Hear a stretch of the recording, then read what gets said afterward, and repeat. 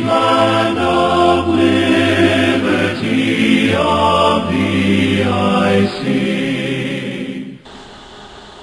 The 4th of July is a special day as we remember the founding of our country.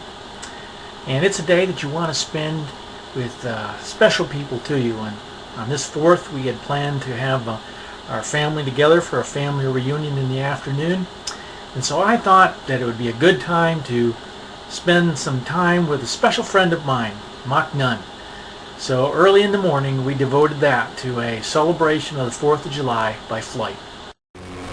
It's a beautiful morning. At 7:32, we were off. The original plan was to fly over to a structure that has always intrigued me. I call it the castle. Somebody, for some reason, has decided to build this structure that resembles medieval castle, manor, maybe an abbey. And they built it right in the middle of a hayfield. Why? I don't know. And for some reason or other, it never seems to get complete. And so I wanted to fly over, see if they've made any progress. I've been checking up on it for a number of years now. It doesn't seem to change. That was the plan.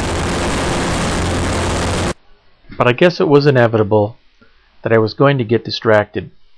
I had no sooner had reached cruising altitude than I just had a hankering to make a turn, a 360.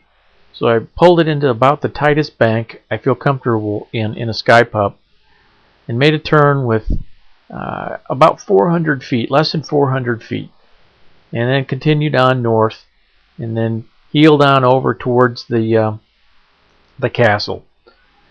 And on the way, I remembered that there was a little runway that I had once landed on. And I wanted to see if it was still there. I had heard that the owner had gotten out of flying, so I wondered if it was still there. Lo and behold, it was. And then I continued on toward the castle. About 20 minutes later, I arrived in the vicinity of the castle. As you can see, it's an absolutely huge structure, right there in the middle of a hayfield. If you look carefully, you can see there's some farm equipment right near the castle. Looks like some workman's equipment. And as near as I can tell, this thing has hardly progressed in the last 5 years. North of the castle is a little town that I've never flown over or near, called Macomb. So I swung on northward and headed over towards Macomb. As I got close, I passed to the south side just to get a good look at the town, and headed on toward another town called Leipsic. On the way to Leipsic, I was once again distracted, this time by a train that was heading into Macomb. And so I swung on to intercept the train to see if I could keep up with it. And as I got down the intercept course, it became pretty obvious fairly soon that I wasn't going to catch the train. So I kind of waved goodbye and headed on back toward my original destination of Leipsic. On the way to Leipsic, I came near a tall tower that I always have to kind of steer clear of.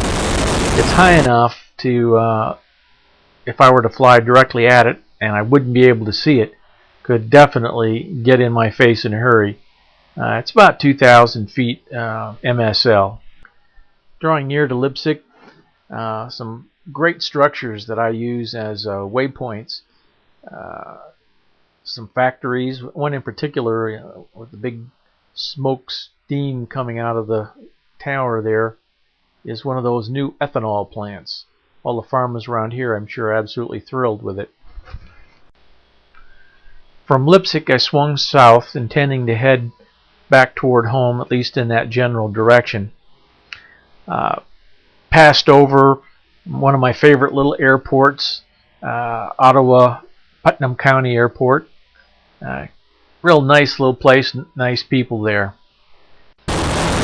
After crossing over Putnam County Airport, I remembered that in a little town of Gilboa off to the east, there's a quarry that's supposed to have an airplane down in the bottom of it. Divers and so forth go down there on a regular basis, and I thought I'd maybe mosey on over there. I tried many times to see if I could be visible from the air, and I've never really been sure I've been able to make it out. So I approached in the Gilboa area, kind of circled around it a little bit, and see if you could see it. I couldn't see it.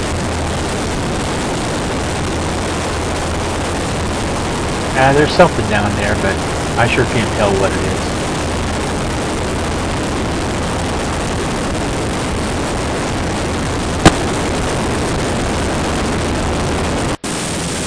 After leaving the Gilboa quarry, I swung southbound back toward the airstrip.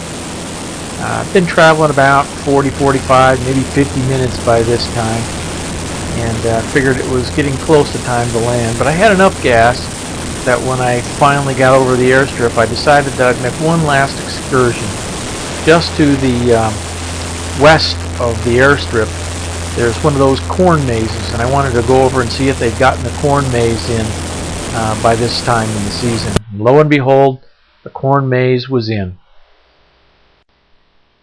Well, after shooting the corn maze, I made a quick turn again, another very tight turn in the sky pup, headed east to enter into the pattern for landing.